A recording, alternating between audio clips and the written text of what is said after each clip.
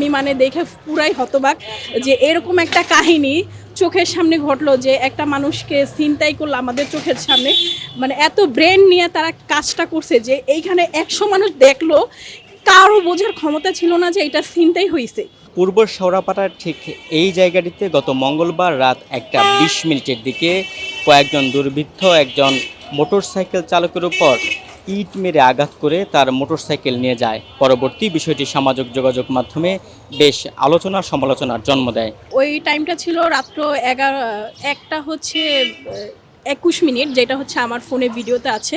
তখন হচ্ছে আমরা মাত্র ভাত খেয়ে উঠলাম, মানে একটা বাইক পড়ে যাওয়ার আওয়াজ হইলো এরকম একটা সময়।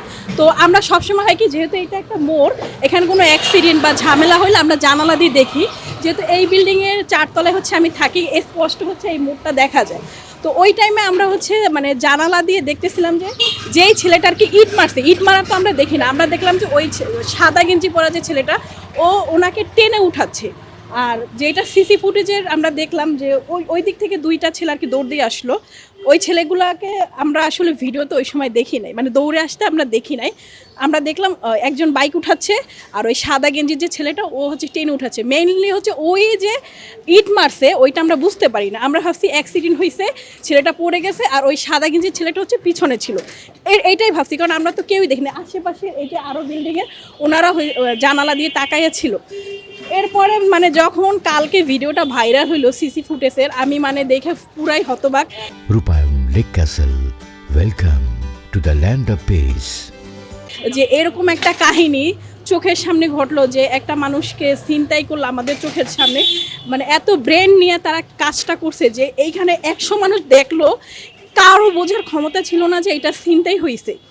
আর ওরা বলতেছিল কি ছাদ থেকে ইট পড়ছে, কিন্তু ওইখানে ছাদ থেকে ইট পড়ার কোনো অপশনই নেই। কারণ এখানে যে আশেপাশে 3টা বিল্ডিং, এই মোড়ে 3টার কোনো বিল্ডিংয়ে হচ্ছে কোনো কাজ চলতেছে না, যে কাজ চলবে ওই সময় ইট পড়বে আর তার মাথা ফাটবে। আর যদি উপর থেকে ইট পড়তো তার হচ্ছে মাথা মানে মগজ বরাবর তার মাথাটা ফাটতো, কিন্তু তার মাথাটা এইখান থেকে ফাটতো। যখন এই ছেলেটাকে উঠাইছে ওর হচ্ছে এই সাইডটাতে মানে ডান সাইডে রক্ত একদম ভরা ছিল। তো তখন আমি উপর থেকে বলতেছি কি এই ওরা সরদি নাও, মানে এত পরিমাণ রক্ত।